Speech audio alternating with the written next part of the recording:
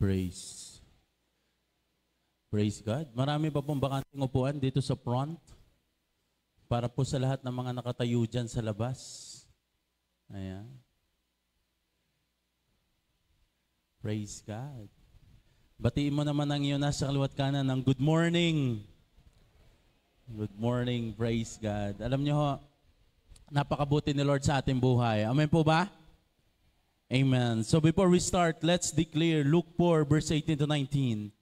The Spirit of the Lord is upon me, because He has anointed me to preach the gospel to the poor.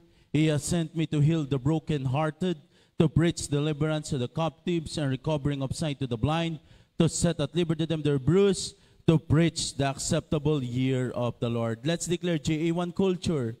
I am a blessing. I am anointed. I am a deliverer. I am a good follower. I don't destroy, I build. I am not seasonal. I appreciate everyone, everything. I'm part of something big. I am partnership with Christ. I am not extreme. Tayo pong lahat yung muko pumikit. Tayo manalangin. O Ama, pinaparangalan ka po namin ngayong oras na ito. Sa iyo po namin tinatanggap ang tunay na kagalakan, Panginoon. Kami po ay masaya sa iyong presence in the mighty name of Jesus.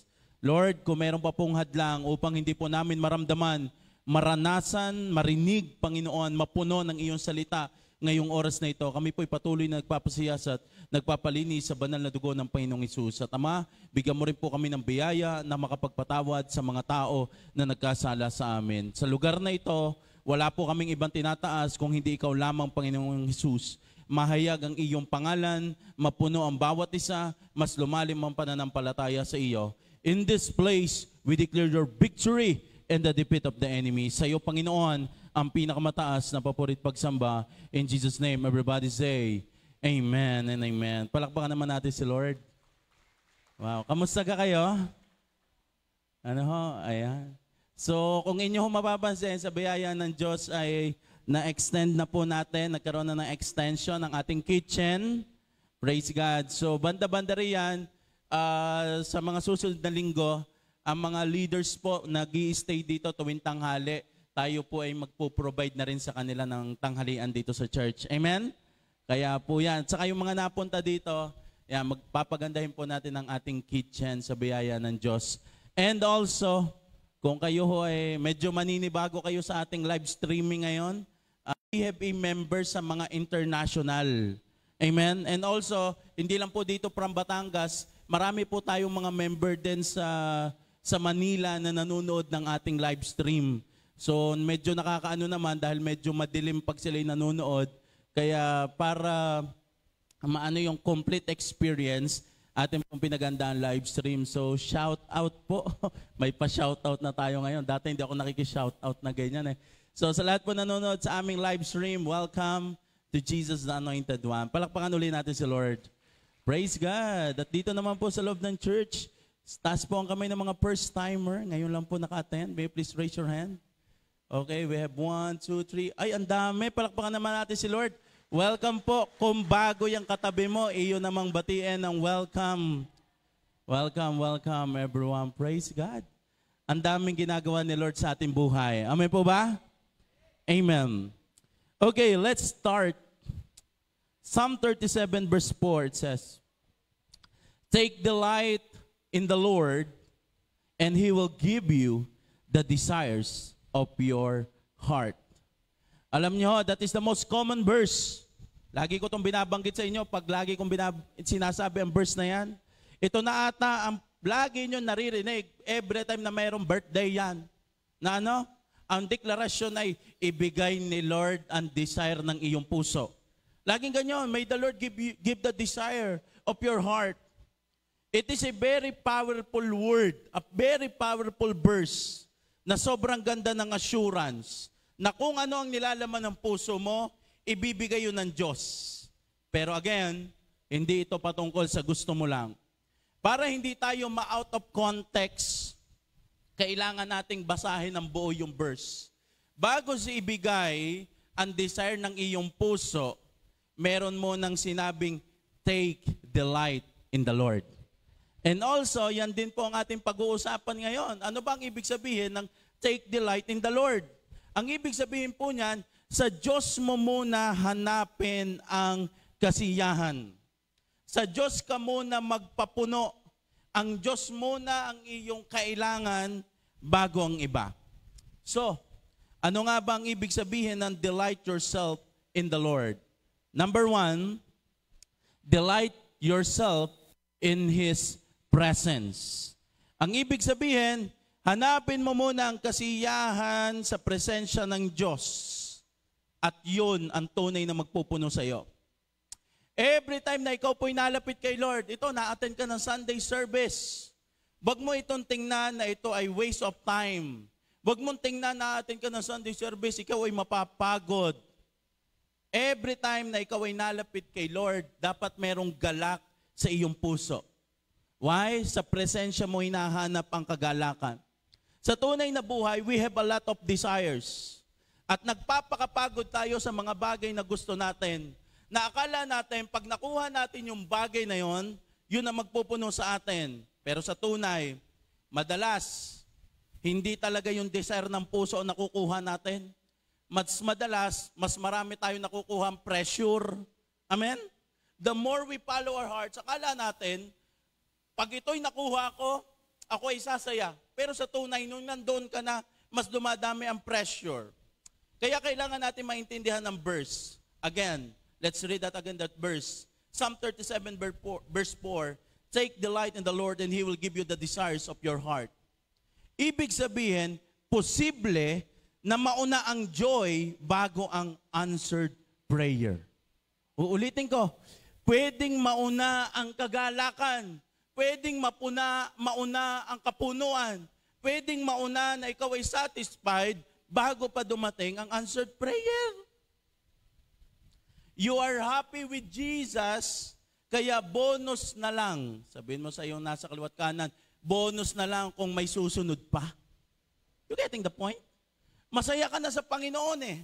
Sinasabi ng Diyos, take delight in the Lord. Sa Kanya ka muna magpapuno, sa Kanya ka muna magpasaya, and sa kanan Diyos ibibigay ang desires ng iyong puso. Tayo kasi baliktad. Gusto muna natin desire. Lord, ibigay mo muna to bago ako sumaya. Pero hindi natin pwedeng baliktarin ang verse. Ang sinasabi ng Diyos, take delight in the Lord always. Sa Kanya muna. Hanapin mo muna ang kasiyahan sa Panginoon. Kaya, sino dito ang masaya kay Lord? Bonus na lang. Sino mga single? Raise your hand. Taas ang kamay ng mga single. Single. Aba, walang single dito. Lahat ay in a relationship. Aba, sana all. Sabi ng katabi mo. Alam niyo po ba, if you are happy with Jesus, sabi nyo, isa bonus na lang kung magkakajowa ka. Sabi, iba kasi po tayo eh. Iba kasi tayo. Laging nagpapakalungkot tayo. At sasabihin lang natin, ngingiti lang tayo pag tayo binigyan na ni Lord ng partner. At yung partner na yon ay ang tawagan natin ay God give me you. 01. Ay ang problema, may taon-taon, lagi na lang God give me you. Bakit pa iba-iba? Kapag ang source ng joy mo ay ang partner mo, I tell you, hinding-hindi ka mapupuno. Why? Kung sa single season mo malungkot ka, eh di nagdag ka pa ng isa. Sabihin mo sa iyo nasa kaliwat kanan, kung single, sabihin mo ay wag magpandalas. Eh pastor, sabi po kasi ng Bible, hindi mabuti sa isang tao mag-isa. Kailangan daw po merong helper. Naririnig niyo yan? Sabi ng Bible, hindi daw mabuti, kaya ako'y malungkot ngayon. Kailangan ko muna na magpupuno sa akin. Well, basahin natin ang whole context ng sinasabi natin. Genesis chapter 2 verse 18. Matapos gawin ang lahat ng ito po yung creation. Sinabi ng Panginoong Yahweh, hindi mabuti na mag-isa ang tao. Bibigyan ko siya ng isang angkop na makakasama at makakatulong. Yan yung pinaglalaban ng mga taong jowang-jowa na. Talagang hindi talaga makita ang saya. Every time na nakikita sa social media may mag-partner, ang laging magbe-break din kayo. Alam mo yon, talagang sakalang sasaya pag mayroong partner, kasi yun daw ang sabi ng Diyos. Pero, linawin nating mabuti ang verse na yan. Matapos gawin ang lahat ng ito, all of the creation, sinabi ng Panginoon. Sino nagsabi? Si Lord. Tanungin mo yan nasa kaliwat kanan mong single. Ikaw ba si Lord? Diga? Ibig sabihin, hindi ikaw ang magsasabing, Lord, hindi mabuti sa akin ang mag-isa. It is God ang makaka-recognize na hindi mabuti sa iyo ang mag-isa. Ang Diyos ang makaka-recognize ng iyong needs at ang Diyos ang magbibigay. Anong ginagawa lang ni Adan nung panahon na yon? Nagse-serve lang siya kay Lord. Nakapokus lang siya kay Lord. Satisfied lang siya kay Lord. At nung nakita ni Lord, hindi na pwedeng mag-isa. That's why si Lord ang nagpadala. Are you getting the point? Kung hahanapin mo sa isang tao ang iyong kapunuan, at yun lamang ang iyong desire, saka ka lang ngingiti, saka ka lang magbe-breakfast pag may nagsabi na sa'yo, breakfast ka na, love. At hindi ka tutulog hanggang walang good night, love. Hindi ka magpapakabusog hanggat walang eat well. I tell you, hindi puno ng bagay na yun. Yes, it is your desire, pero isang bagay ang gusto ng Panginoon. Hanapin mo muna sa Kanya ang kaligayahan. Kapag ang tao nauna ang presence bago ang desire, I tell you, magiging unstoppable ka. Kailangang makita natin na ang presence ni Lord, yun si Lord mismo, siya ang ating ultimate need. Look at this verse. Hebrews chapter 13 verse 5, keep your lives free from the love of money and be content with what you have. Because God has said, never will I leave you, never will I forsake you. Ang sabi ng Panginoon, ilayo mo daw o iiwas mo ang iyong sarili sa pagmamahal sa salapi. Again, money is a blessing. Tama po ba? Amen? Hindi kasalanan ang pera. Pero ang pagmamahal sa pera, yan ang nagiging kasalanan. Kaya sabi ng Panginoon, be content with what you have. Kung anong meron ka, maging masaya ka dyan. Dahil ang sabi ng Panginoon, hindi kita iiwan, ni hindi kita pababayaan. Kaya ngayon, patibayan tayo ng puso. Alin ang mas matibay sa iyo? Tingnan mo nga yung katabi mo. Alin kaya ang mas matibay dyan? Yung walang pera o yung walang Diyos? Alam mo yung pag walang pera, masakit ang ulo. Pero pag walang devotion, okay lang. Aray ko. Ano? Pagka walang pera, talaga nahihilo, bad trip sa lahat. Pero pag nagkapera, punong-puno, satisfied, all goods. Pero nung nawawala na sa presence ng Diyos, wa-effect. But I want to point out, ang sinasabi ng Diyos, alin ba ang mas matimbang? Kaya nga sinabi niya, alisin niyo ang pagmamahal dyan. Ang sinasabi ng Diyos, kung anong nandyan, maging kontento ka dyan. Bakit? Mas mahalaga kasi yung kasama mo ang Diyos. At mas mahalaga yung pangakong hindi ka iiwan ng Diyos. Kaya dapat mas matimbang sa atin yung word ni Lord. Sa kanyang presensya, mas puno tayo. Yung okay lang, Lord, kahit zero ako today. Ang mahalaga, kasama kita. Hindi yung kitang-kita ang lungkot. Alam mo, meron talagang taong gano'n, no? Alam mo, pag walang pira, nakasimangot, gayang ba ang katabi mo? Hindi naman. Talagang pagka walang hawak, talagang nananakit talaga ang ulo. Listen, kapag ang rason mo, saka ka lang sasaya ay dahil sa pera, sabihin mo sa iyo nasa kaliwat kanan, mag-isip-isip ka na. Ano sabi ng 1 Timothy chapter 6 verse 9? Sapagkat ang pag-ibig sa salapi ay ugat ng lahat ng kasamaan. Dahil sa paghahangad na yumaman, may mga taong nalalayo sa pananampalataya at nasasadlak sa maraming kapig-hatian. Pag nauna ang iyong desire at hindi ang presence ng Diyos, sinasabi ko sa iyo, ang sabi ng Bible, malaki ang chance na mag-ugat yan sa kasamaan. Ang mga taong ang kailang satisfaction, ang kailang kapunuan ay sa pera nila kinukuha. Ang sabi ng Bible, dadami lalo ang kailang kapighatian. The world is telling us, money is everything. Masaya ka pag may pera ka. Sabi nung isa, tunay nga. Ay tunay nga. Sa tunay, sadya naman, marami kang magagawa if you have money. Pero pag mas nauna yung love sa money kaysa love kay Lord, ipapahamak ka nito. Kaya kailangan makita mo si Lord na siya ang iyong everything. Parang ganito, next slide. Kailangan makita mo ang iyong sarili na kapag ikaw ay nalapit kay Lord, hindi ka nababawasan. Kailangan ng iyong quiet time, pag ikaw'y nagdi-devotion, pag ikaw'y nagpe-pray, pag ikaw ay pumupunta sa mga gawain, you're enjoying the presence of God. Dapat hindi mo yung tinitingnan na kawalan ng lakas sa iyo. If we will open our spiritual eyes, spending time with Jesus, yung pag-spend natin ng time sa Panginoon, yun ang pinaka-importanting oras ng ating araw. Kaya wag niyong iismulin yung mga simpleng bagay kay Lord. Kahit busy ka, tandaan mo ito. Lahat naman tayo busy, tama ka? Amen? Lahat naman tayo busy. Ang laki ng difference na meron kang quality time kay Lord. Tunay.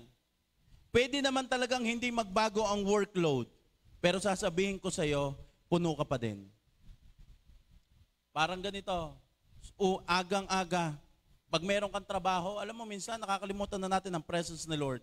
Sobrang pandalas na agad natin sa trabaho. Hindi mo, akala mo lagi kasi, kailangan akong mauna doon, kailangan ko itong gawin, sobrang busy ko, ang dami kong gagawin, ang dami kong aayusin, ang daming deadline. Imagine that, pine-pressure natin ang ating sarili. Saka ko lang matatanggap ang pahinga kapag naayos ko na ang mga ito. Sa tunay, kapag meron kang work, huwag ka agad masyadong pandalas. Mag-set ka ng time kay Lord. Why? Mas importante yon. Baka yung sinasabi mong deadline na 8 hours na ikay mangangarag ay kayang tapusin ng Diyos in less than 2 hours. Why? The Lord will give you favor. Yung akala mong 8 oras mong gagawin, biglang nagawa mo, 4 na oras lang. Why? Because merong presensya ni Lord. Minsan saka na ako magbe-pray, saka na ako pupunta dyan. Uunahin ko muna ang labahin ko, tambak na ako. Sino dito lagi ang kalaban sa presence ay ang labahin? 8 hours akong maglalabat, sadyang malaki pa sa akin ang aking labahan. Alam mo, unahin mo ang presence ni Lord. Yes, pwedeng hindi mabawasan, sadyang 8 oras ka pa rin maglalaba. Pero iba ngayon, meron ka ng joy, meron ka ng strength, mas productive na ang araw mo. Why? Because there is a presence of God. Hindi yung basta ka lang naglalaba, kung hindi merong kagalakan, merong kalakasang nanggagaling sa Diyos. Meron ka mga major exam. Hindi ko sinasabing huwag ka na mag-aral, pero ito, unahan mo, mag-spend ka ng time kay Lord. Yung laging, ako ngayon ay puyat, hindi ako tutulog, ako'y mag-aaral ng napakahaba. Alam mo, pwedeng bigyan ka ni Lord ng wisdom na isang basa mo pa lang, gets mo na agad. Huwag mong iismulin ang iyong quality time kay Lord. Why? Yun ang tunay na magpupuno sa iyo. Dapat lagi kang uhaw sa kanyang presence. It's not about, Pastor, ako naman po'y nagbabasa ng Bible. Pastor, ako naman po'y nagpe-pray. Ang tanong, quality ka? Yung talagang nakikita mo ka talaga na ang presence ng Diyos yun ang magpupuno sa iyo. Sadyagang masaya ka sa presence ni Lord. Yung Lord, sisimulan ko ang araw ng kasama ka. Lord, tatapusin ko ang araw ng kasama ka. Why? Kasi alam mo, yung daan papunta sa Diyos, yung presence ng Diyos, ang tunay na magpupuno sa iyo. Palakpakan natin si Lord. Psalm 16 verse 11, you make known to me the path of life. You will find me with joy in your presence, with eternal pleasures at your right hand. Ang sabi sa Tagalog dyan, ituturo mo ang landas ng patungo sa buhay. It means, when you're spending time with God, Ituturo ng Diyos ang landas. Ituturo ng Diyos ang tamang daan para sa iyo. And sabi doon, you will fill me with joy in your presence. It means, kahit wala pa yung desire mo, basta nandyan ang presensya ng Diyos, meron ng kagalakan, meron ng satisfaction. Amen? Kahit wala pa yung iniintay mo, nandyan ang presence ng Diyos, puno ka. Kaya wag iismulin ang iyong mga quality time with God. Paggising mo sa umaga, si Lord ang iyong hahanapin. Bago ka matulog, si Lord ang iyong hahanapin. Wag mong iismulin. Baka ikaw ay natutulog ng punong-puno ng worries na hindi ka nagpe-pray without realizing habang tulog ka, may kayang gawin si Lord. At habang nagtatrabaho ka, meron pa rin ginagawa si Lord. Amen? Kay Lord pa lang, puno ka na. The rest, bonus na lang yon. Amen po ba? Number 2, we need to delight in obedience. Ibig sabihin, maggalak tayo, ang kasiyahan natin ay nasa pagsunod. There are thoughts na nagsisirculate po sa mundong ito. Ginagamit ni Satan para sa mga tao, para mga tao huwag sumunod sa Diyos. Na ang ano? Na ang pagsunod daw sa Diyos ay sobrang lungkot. Tingnan mo nga ngayon nasa kaliwat kanan. Sabi mo, malungkot ka nga. Ito ang truth. Natandaan nyo ha, ito ang katotohanan. Doon sa thoughts na nagsasabing boring, malungkot ang pagsunod sa Diyos, ito ang truth. Tunay naman na mahirap sumunod sa Diyos. Pero hindi malungkot sumunod sa Diyos. Magkaibang bagay yun. Nakikits nyo ako? Mahirap ang sumunod sa Panginoon, pero hindi malungkot ang sumunod sa Panginoon. Dahil iba yung nahihirapan ka, pero meron kang peace, meron kang kalakasang nanggagaling sa Diyos. Alam mo, sinasabi ng kaaway, ganito kasi, nag-born again ka na? Mga ganyan, ano? Naating ka doon? Eh di ang boring na ng life mo. Hindi mo na nagagawa ang gusto mo. Di kay doon ay ano, maraming bawal. Di hindi ka na nag-i-scatter. Di hindi ka na nagsusugal. Naatin ka na doon. Di hindi ka na nag-iinom. Nag-i-spend ka na ng time kay Lord. Di hindi ka na namin pwedeng makasama. Ikaw ay nagbo-born again. Eh di lagi ka na lang si hallelujah, hallelujah. Lagi ka dapat nasa church, di ka ganyan. Limited na ang joy. Kami dito sa mundo, masaya kami dito. Napamulat ni Satan na ang pagsiserve daw kay Lord ay walang kasiyahan. Boring, kasi si Lord ay KJ. Pinakita ni Satanas na ang holiness at ang presence look like this. Ayusin mo ang upo mo, walang kabanalan. Ano yung mga inuupo mo? Walang kabanalan. Bakit ang lakas ng tawa mo? Wala yung kabanalan. Smile lang. Parang ang holiness ay look like tahimik ka lang na nasa kwarto. At para bagang ikaw ay nasa isang place lamang, pinamukha ni Satan na gano'n ang itsura ng pagsunod sa Kanya, ng pagsunod sa Panginoon. We forget that the fruit of the Holy Spirit is joy. 100 times, actually, sa NIV, sinabi pa nga, 400 times plus ang salitang joy, rejoice, and joyful. It means, obedience is not meant to steal your joy. It is the path to real happiness.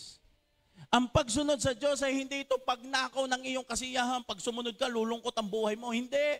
Pag sumunod ka, makikita mo ang tunay na kasiyahan.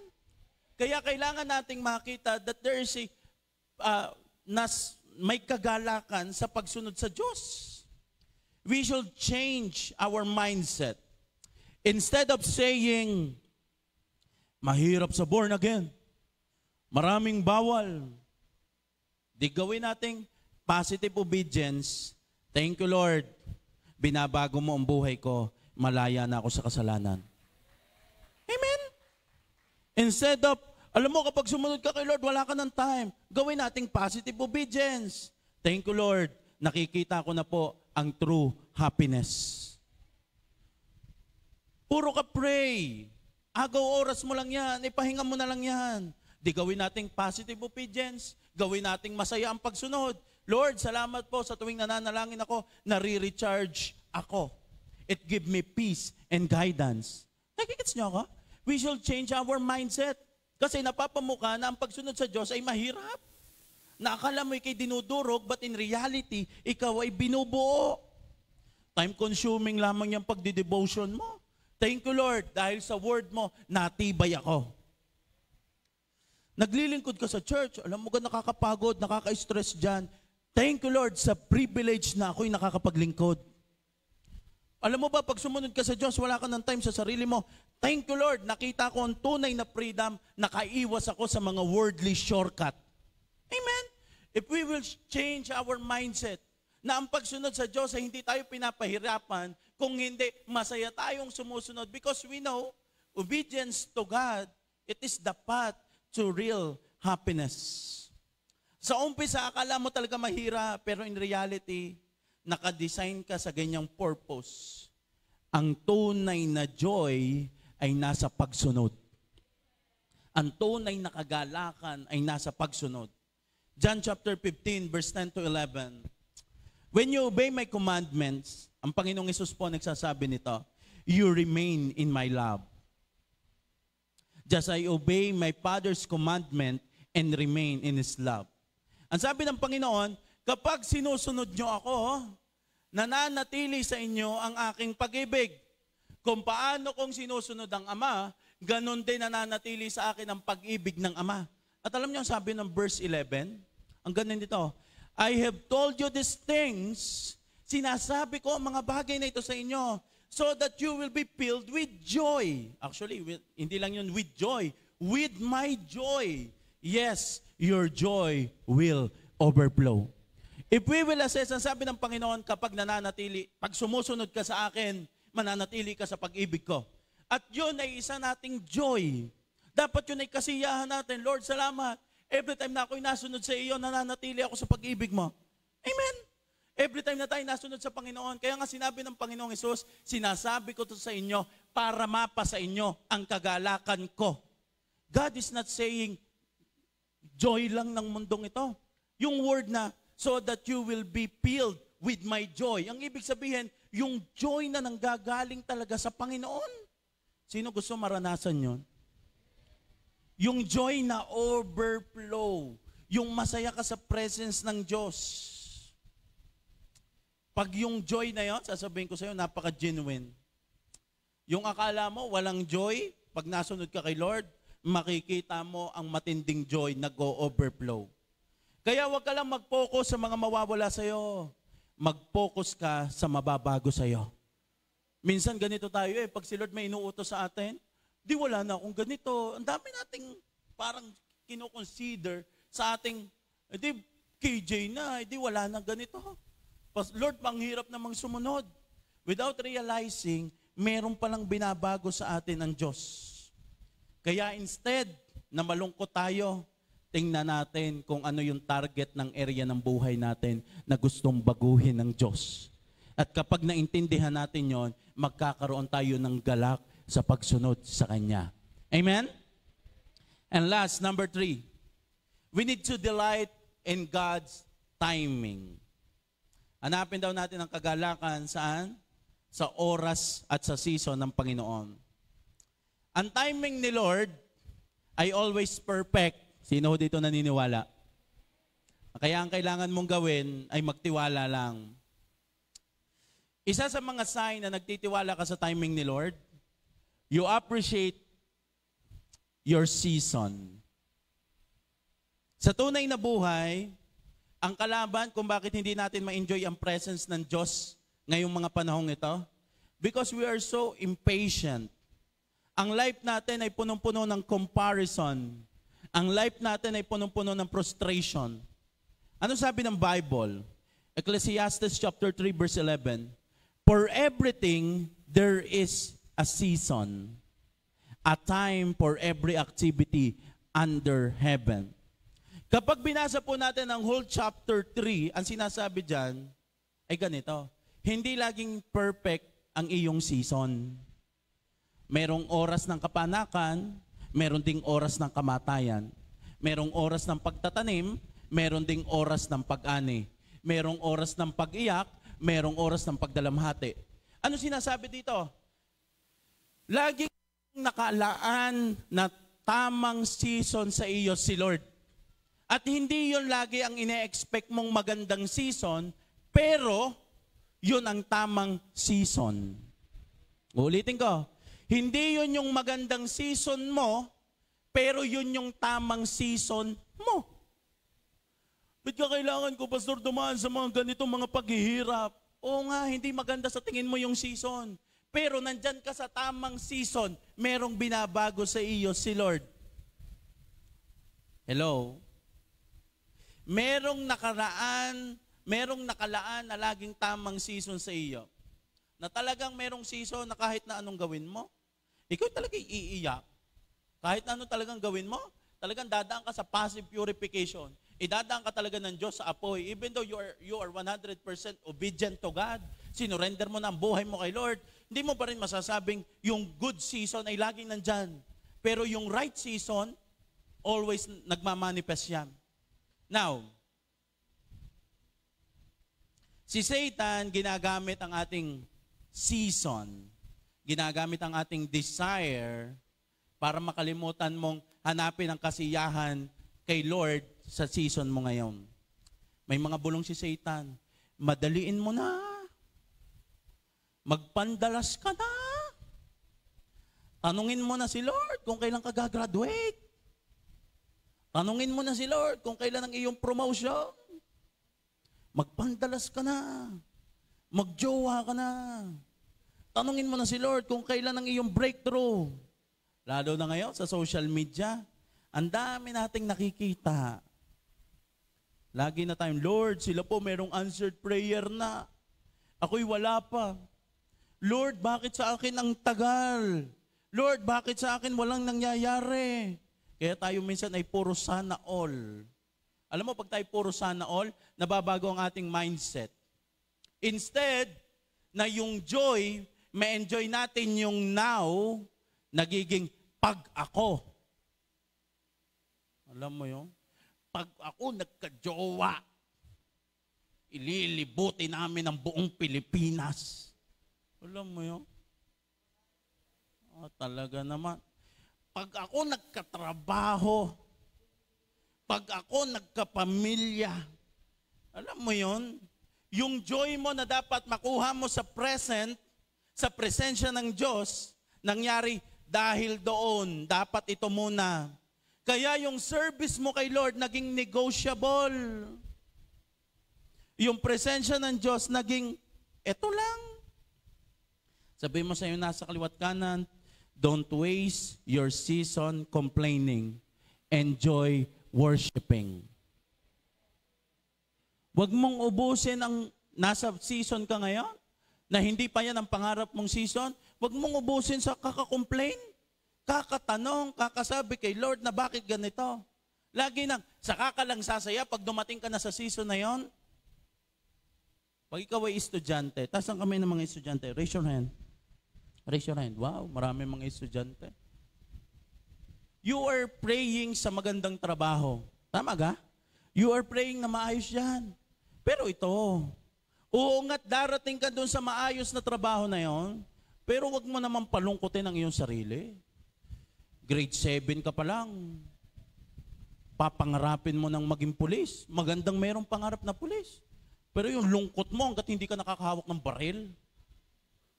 Alam mo yon? Dadaan ka ng grade 7 hanggang grade 10, that is 4 years. Senior high school, 2 years. 6 years. Magtay-take ka ng course, another 4 years. Imagine that, 10 years. Hindi mo i-enjoy ng iyong season. Why? Excited kang mag-advance. Alam mo, sabi nung mga estudyante, ako'y excited na pag nagkatrabaho ako. Alam mo yun? Pag may trabaho ka, mabibili mo lahat ng gusto mo. Talagang parang masaya-masaya pagka may trabaho na. Sabi naman ng mga nagtatrabaho, sana estudyante na lang ako. Pwedeng humingi ng baon. May ghost project pa. May project kami, 1.5. Anong project yan? Yung pala, ibibili lamang ng notebook. The point is this, ang daming nananakaw na joy sa atin kung masyadong nating hindi pinagkakatiwalaan si Lord sa binibigay niyang season sa atin. Yes, pray for your future, pero enjoyin mo ang now sa presence ng Diyos. Kung pinag-aaral ka ngayon, inaalaw ka ng Diyos makapag-aral, huwag ka mag-complain. Sana bukas pagkagising ko, gagraduate na ako. Mahirap yon. Paggising mo kinabukasan, nakatoga ka, gusto mo? Grade 8 pa lang ho ako. Hindi, yan ang prayer mo, parni na. At kinabukasan, tinanggap ka na agad sa DPWH. Tinanggap ka na agad sa, hindi ka pa ganun ka-matured. Hindi pa ganun ka-ready ang iyong heart. Imagine, think about it. Kung lahat ng gusto mo, binigay ni Lord sa time na gusto mo, baka wala ka ngayon dito sa church. Ano kang pangarap mo? World tour. Ano kang pangarap mo? Maging CEO. Ano kang pangarap mo? Hindi mo alam, bawat answered prayer, kailangan meron niyang maturity and responsibility. Ikaw ay pray ng pray sa ganitong mga bagay. Yes, gagawin ni Lord sa panahon, sa season na gusto niya. Ano kailangan mong gawin sa season mo? Mag-enjoy ka sa presence ni Lord. Serve Him. Magpa-matured ka habang ikay nandyan pa sa season na yan. Huwag mong madaliin. Palakpakan nga natin si Lord. Sabi nung isa, Pastor, matagal na akong single. Talaga namang, anong grade mo na? Grade 9. Ano gang season ng grade 9? Dapat ikaw ay nag-aaral muna. Dapat ay pinag-aaralan mo na ang mga math, mga grammar, everything. Gusto mo agad resolbahin real life scenario agad na paano intindihin ang babae. Pag tinanong mo kung gutom at sinabi okay lang siya, anong ibig sabihin nun? A, aalokin mo.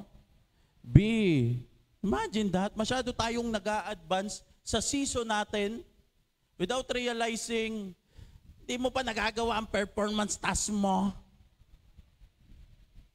Hello? Sabi mo sa nasa luwat ka, enjoy your season.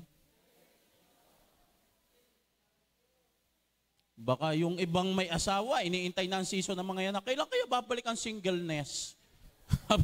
Hindi na babalik yun. Kaya wag mong pandalasin. Pwede o ba, Lord, pa-request naman, pa-void. Ang hirap pala. Masyado kang pandalas Anong iiyak mo sa partner mo? Hindi ko man lang na-enjoy ang kabataan ko dahil sa iyo. Aba? The point is, kung nasaan season ka, magpa-matured, magpatama. Huwag mo sayangin ang season mo. Kasi sa bawat season mo, may layunin dyan si Lord.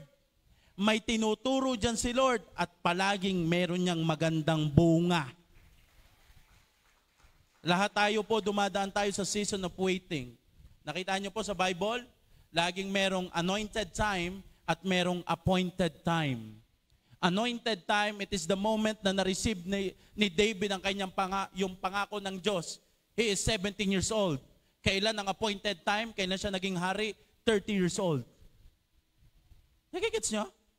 Teenager pa nila nare-receive yung pangako, pero na-receive nung sila'y nasa 30s na.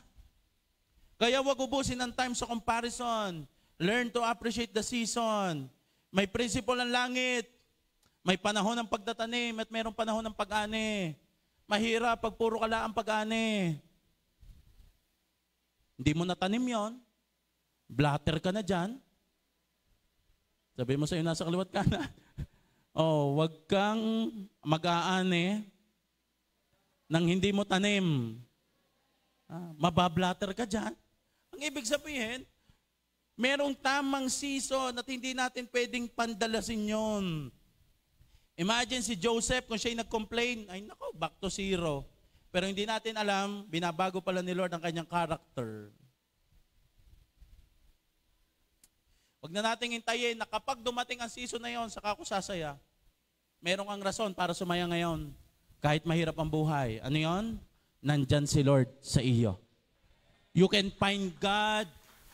Mahanap si Lord sa pinakamataas, pwede mong hanapin din si Lord sa pinaka. Pwede mong hanapin si Lord sa ibabaw ng tubig, pwede mo ring matagpuan si Lord sa pinakailalim ng tubig. Our God is an omnipresent God. Kahit nasaan tayong season, nandoon si Lord. May I call the keyboardist? Baka minsan kakapilit mo ng season, yung pala yung tunay na magpapasakit sa iyo. Alam mo, kakapush natin sa isang bagay. Alam mo, ang heart kasi natin, ito kasi sinungaling. Ang dami natin laging ang dami lagi nitong heart desire, ang dami lagi nitong pangarap sa buhay. Nakakala mo'y tamang-tama. Marami itong mga gusto sa ating heart na akala mo'y gustong-gusto agad nating ma-achieve. But in reality, nadidisib lang pala tayo ng heart natin. Kaya ang tunay na nakakakilala sa atin, walang iba kundi si Lord. Walang iba kundi si Lord. Kailangan tayo ay lumapit, kailangan makita natin ang kasiyahan kay Lord. Kasi pag ang kasiyahan natin, hinayaan nating mundo ang magbigay, naku, hahabol lang tayo ng hahabol. I tell you, iba pag nasa tamang season na, hindi na temporary ang joy, eternal na yon. Iba pag nasa tamang season ka na, kahit pa anong edad mo ngayon, merong always tamang season. Iba pag matured ka na, iba pag ready ka na. Iba ang peace of mind, iba ang joy, iba na yung relationship mo kay Lord. I will end with this verse. Galatians chapter 6 verse 9. Kaya't huwag kayong mapagod sa paggawa ng mabuti sapagkat pagdating ng takdang panahon, tayo ay aani kung hindi tayo susuko. Huwag kang mapagod, gumawa, hanapin ang presensya ng sundin ang kalooban ng Panginoon. Bakit?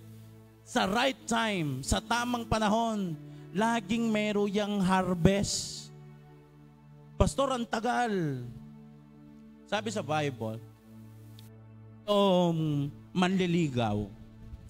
Ang sabi ng Bible ay ganito, yung father kasi, bago mo mapasa iyo itong aking anak, kailangan mo mag-serve sa akin ng 7 years. 7 years. Pero ano sabi ng Bible? Mabilis na nagawa nung lalaki ang 7 years. Bakit? Dahil sa pagmamahal niya sa babae, hindi niya napansin ang tagal.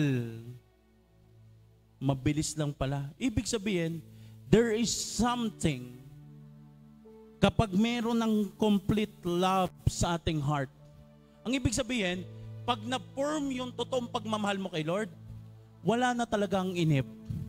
Wala na talaga yung antagal naman yan. Wala na basta't merong pagmamahal, mabilis lang ang oras, mabilis lamang ang panahon, at hindi mo namamalayang kulang ka. Why? Kay Lord pa lang, ka na eh. Kay Lord pa lang, kompleto ka na eh. You enjoying His presence? Okay lang kahit walang magpuno sa akin sa umaga at sa gabi, basta mahalaga napupuno ko ni Lord, and that is enough. And then mamaya marirealize mo, si Lord ay may gagamitin ng tao to help you nang hindi ka nagdi-demand. Wow! Iba kaya ang relationship na nakuha lamang sa pilit. Alam mo yun, habang buhay mo yung i-embrace. Pero yung gift ni Lord, it is automatically.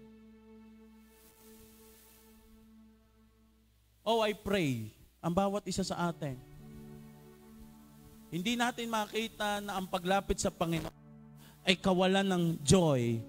Kung hindi makita natin ang paglapit sa Panginoon, ang pagsunod sa Panginoon, nandito talaga ang tunay na joy. It is the real path of happiness. Ito talaga ang totoong daan. Mukhang mahirap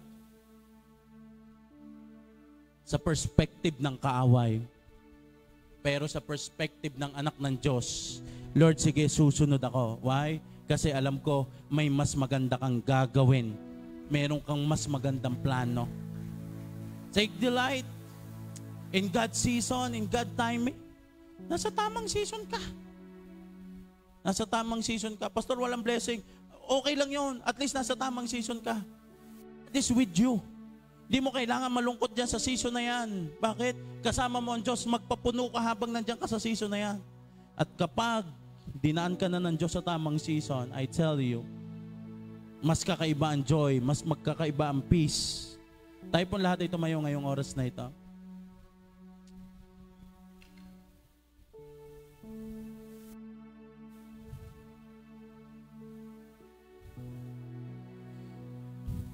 Take delight in the Lord.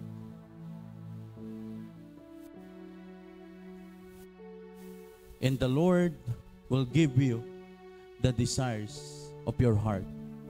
Sa tunay. Alam mo yon? Pag hinanap mo kay Lord ang kagalakan, pag hinanap mo kay Lord ang kasiyahan, pag hinanap mo kay Lord ang satisfaction, ang dami mong desire sa iyong buhay, mapipilter out yan. Isa lang pala ang susi. Take delight in the Lord. Sa Diyos mo hanapin ang kasiyahan. Think about it. Marami kasi praise. Marami kasi tayong desire.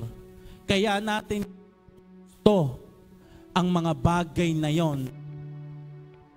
Yun ang akala nating magpupuno sa atin. That of desires. Na Lord, kaya mo pala gusto ng ganito kasi kulang ka. Wala ka pala kasing nararanasang joy. Kaya mo pala gusto makatapos. Kaya mo pala gusto ng ganito mga bagay. Kaya pala gusto mo ma-experience sa mga ganito. It shows ang daming lack. Ang daming kulang sa iyong heart. Pero the moment you set your focus to Jesus, I tell you, mayroong kakaibang presence na magpupuno sa iyo. Kaya nga sabi ng Diyos if you obey my commandments, you remain in my love. Pag nasunod ka sa Panginoon, mapupuno ka ng pag-ibig at doon mo mapipilter out. Lord, oo nga, tunay nga. Ako nga pala'y tunay na puno. Tunay nga palang ako ay tunay na satisfied. Nga pala na kahit wala yung earthly desires ko, pwede akong maging masaya. Because joy ay hindi lamang patungkol sa mga material things. There's a joy na mayroong binibigay si Lord. The rest, bonus na lang.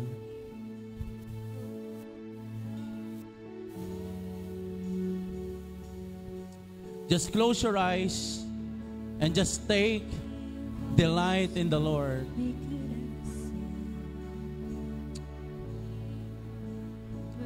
Just close your eyes and take delight in the Lord. Worthy of every breath we could ever breathe. We live for you. We live for you. Just close your eyes. Jesus, the name above every other. Punuin mo lang ngayon ang isip mo na, the Lord, I am satisfied with you.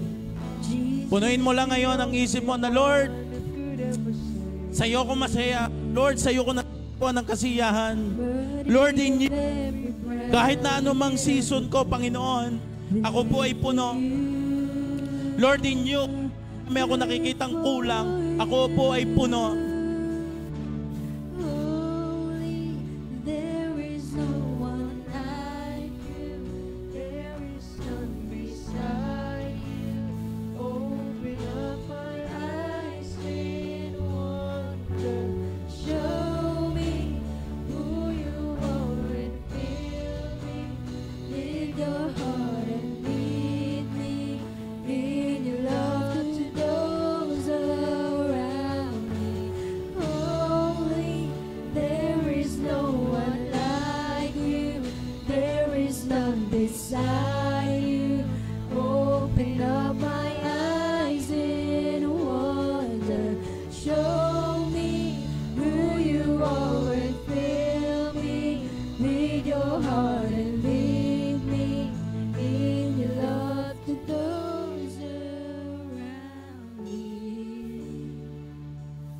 Just close your eyes and take delight in the Lord.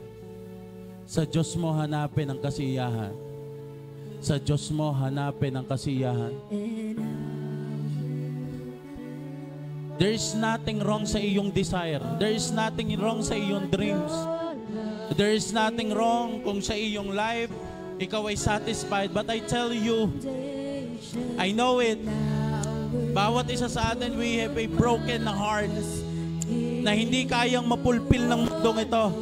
Na hindi kayang mapuno ng mundong ito. And the only key is the presence of God. The only key is Jesus alone. Our Father God alone. The Holy Spirit alone.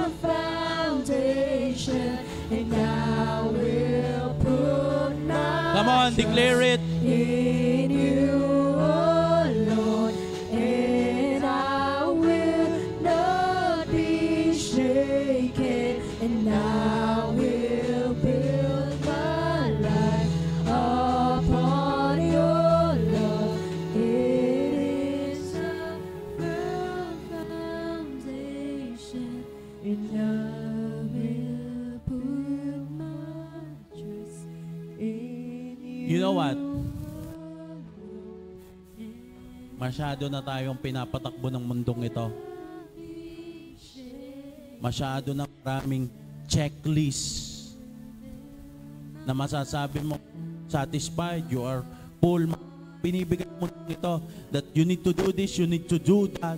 Pag nagawa mo yan, masyado na mahaba ang pressure ng mundong ito na dapat ganito ang trabaho mo, na dapat ganito ang salary mo. Marami nang binibigay na pressure ng mundong ito na ikaw ay napapag-iwanan na. And praise. Maybe you are a Christian. Natakbo na ng takbo.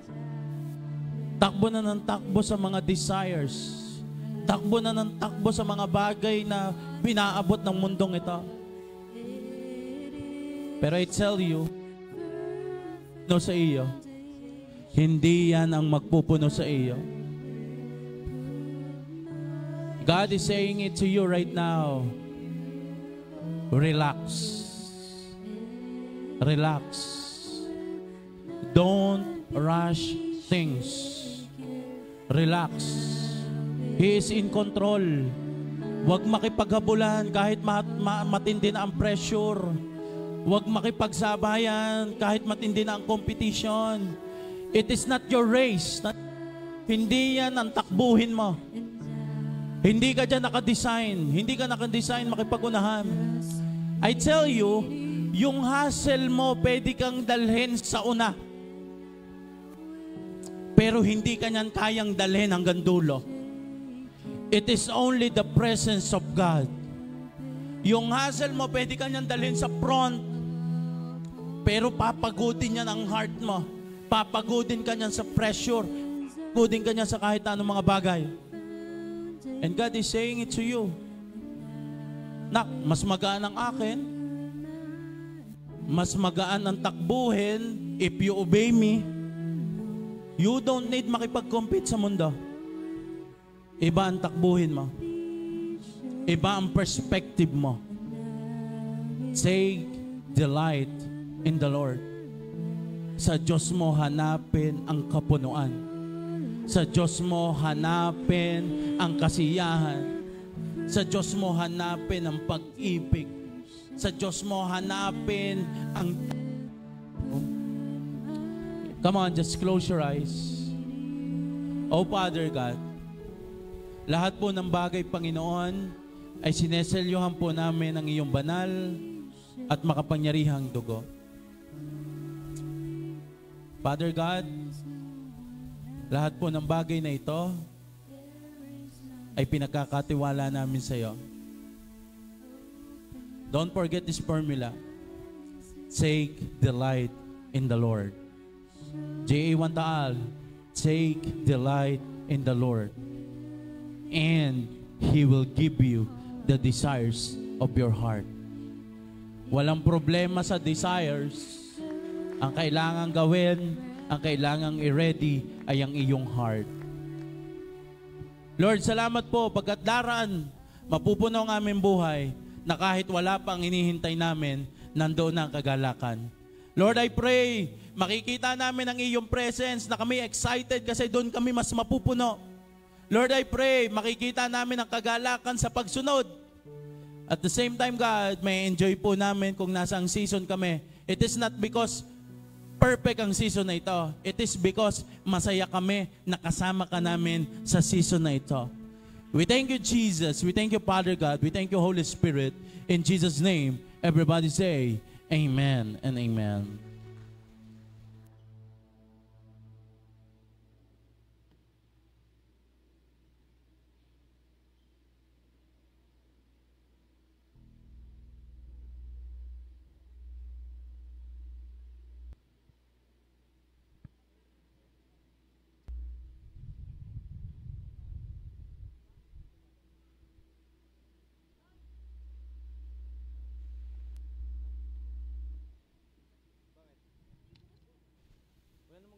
Okay, good morning po sa bawat isa po sa atin. So proceed po tayo sa ating tithes and offering, sa ating giving po. So giving is a form of worship and love to God po. Ano po?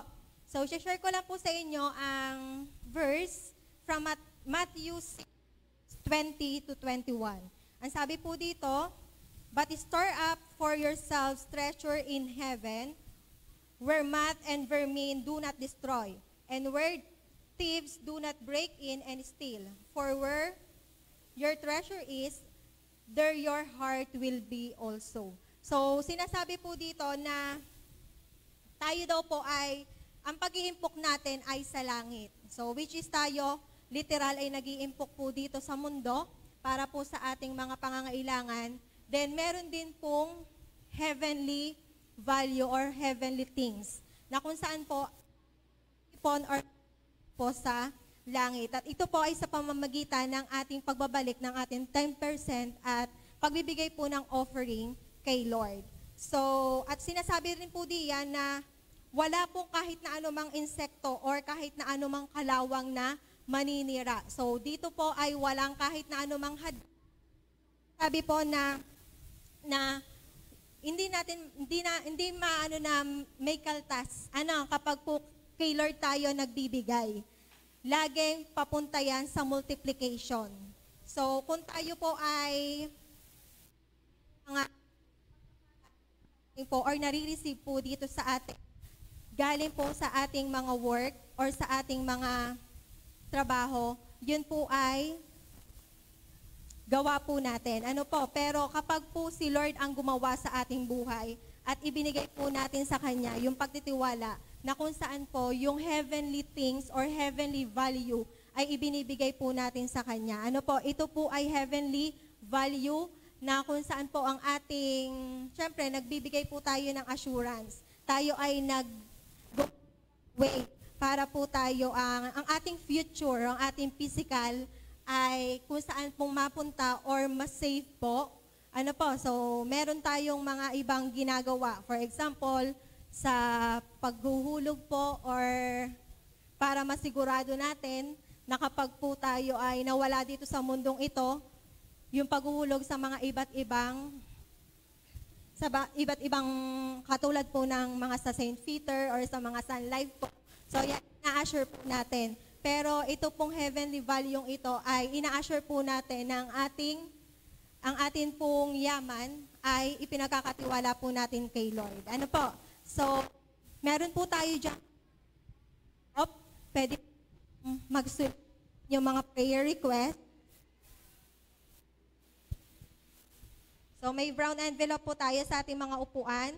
May white paper po sa loob na pwede po tayong magsulat ng ating mga prayer request. At yan po ay individual namin ipinagpe-pray kapag po sa time po ng aming finance. So sa lahat po sa online, so ang inyo pong tithes and offering, so pwede po kayong kumontak or mag-chat po sa ating page or sa inyong mga life group leader or a group leader para po maipadala po dito sa ating church. Okay? So tayo po ay manalangin, ipag-pray po natin ang ating mga tanim. O God, in Jesus' mighty name, Lord, thank you, Panginoon, sa lahat ng mga pagpapala na ipinagkaloob mo sa amin. Lord God, thank you sa pag-iingat, sa proteksyon, sa mga nakaraang isang linggo. Thank you so much, God, in Jesus' mighty name. Lord God, thank you for the answered prayer. Thank you sa mga pinagkukuhanan or pinagmumula ng aming mga resources. Lord God, thank you sa lahat ng mga ibinibigay mo na naging pagpapala, Panginoon, ng bawat isa. In Jesus' mighty name. Lord, sa oras pong ito, Panginoon, hawak namin ang aming mga tanim, Lord God. Ito ay pagpapala na nagmumula sa iyo, Panginoon, na ginagawa mo, Panginoon, para mabigyan, Lord God, kung paano ka namin pinagkakatiwalaan in Jesus' mighty name, Lord God, na ang heart namin ay ma-challenge, God, in the name of Jesus Christ, yung katapatan namin sa iyo na maibalik yung aming 10%, God, in Jesus' mighty name. At maging ang aming mga offering, Lord God, ito ay panibagong pintuan ng pagpapala, kung ano man ang desire ng puso ng bawat isa, Lord God, ikaw yung magbibigay, Panginoon, ng katugunan, God, in Jesus' mighty name. Lord, sa mga oras pong ito, Panginoon, ako'y nagdideklara sa buhay ng bawat isa, Lord God, ng multiplication, Lord God, promotion in Jesus' mighty name, provision sa lahat ng aspect ng kanilang buhay in the name of Jesus Christ, Lord God. Na ito yung aming puso, Panginoon, na kung paano ka namin gino-glorify, kung paano ka namin iniibig, Panginoon, sa aming mga buhay, God. In Jesus' mighty name, Lord, salyuhan mo ito ng banal mo dugo, ito'y magagamit for your glory alone. At ang lahat ng ito, Panginoon, ay binabalik namin bilang papuri, pagdakila at pagsamba sa pangalan mo, in Jesus' name, amen. So, pwede na po tayong magbigay.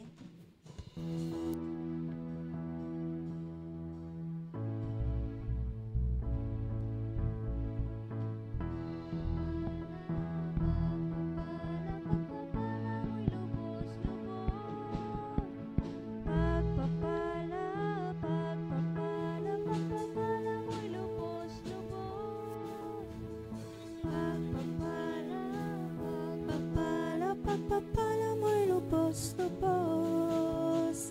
Pagpapala, pagpapala, pagpapala mo'y lubos-lubos. Pagpapala, pagpapala, pagpapala mo'y lubos-lubos. Pagpapala, pagpapala, pagpapala mo'y lubos-lubos. Praise God. Anyway, I just want to thank the Lord sa inyo pong generosity. Truly, tayo po ay mag-iisang taon na dito. Alam nyo ka, sa ating pong church building na ito, mag-iisang taon na po tayo, and I really thank the Lord kung paano niya po ang bawat isa ginagamit, and I really thank the Lord kung paano si Lord ay nagpo-provide gamit po ang inyong mga buhay. Amen? And yun po ang ating always declaration, kayo po ay pagpapalain ni Lord. Amen po ba? Praise God. Sige po, atin po ipag-pray ang ating mga tithes and offering. Oh Heavenly Father, inihahandog po namin sa iyo mga tithes and offering nito. Maging mabangon sa iyo sa iyong harapan. Magamit, God, for glory alone. Patunayan mo ang iyong pangako. Bubuksan mo ang durungawan ng langit, ibubuhos sa masaganang pagpapala, hahadlangan ng lahat ng salot, at tatawagin ng lahat ng bansa na kami pinagpala. Ito po ay magmamanifest in Jesus' name. Amen and amen. Ipag-pray po natin ng bread and juice. Panginoon, sa pag-partake po namin ng bread and juice na ito po ay mag-manifest sa amin. In Jesus' name, amen. Pagkakuha nyo po ng inyong bread and juice, ay maaari na po kayong tumayo at yumuko at pumikit. God bless po.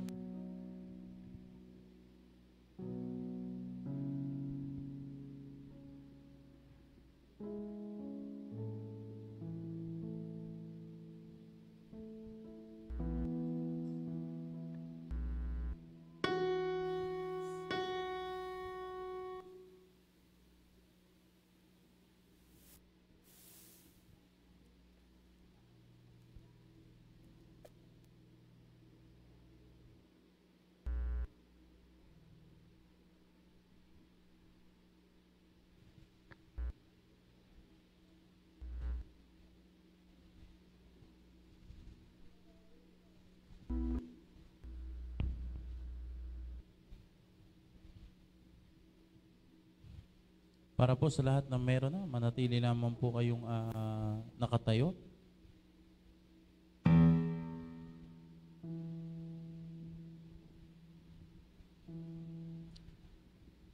Sapagkat tuwing kakain kayo na tinapay na ito at iinom sa kopang ito, ipinapahayag ninyo ang kamatayan ng Panginoon hanggang sa kanyang muling pagparito.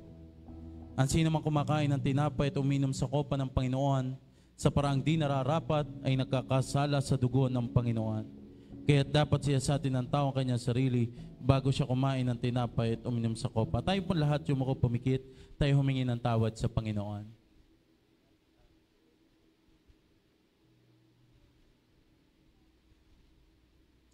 Ito ang katuroang tinanggap ko sa Panginoon at binibigay ko naman sa inyo.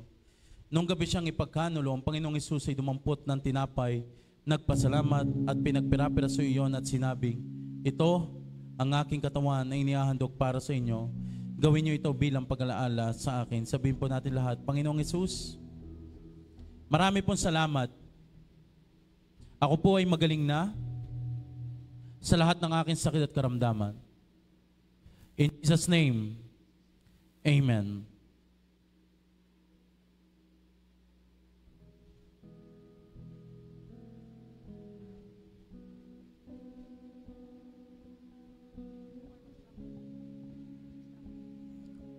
Matapos magapunan, dumabot din siya ng kopa at sinabing, ang kopang ito ay ang bagong tipan ng Diyos na pinagtibay ng aking dugo. Tuwing iinumin niyo ito, gawin niyo ito bilang pag-alaala sa akin. Sabihin po natin lahat, Panginoong Hesus, marami pong salamat. Ako po'y malinis na sa lahat ng aking karumihan. Mahal na mahal kita. Paglilingkuran kita habang ako'y nabubuhay. In Jesus' name, Amen. Inamin po.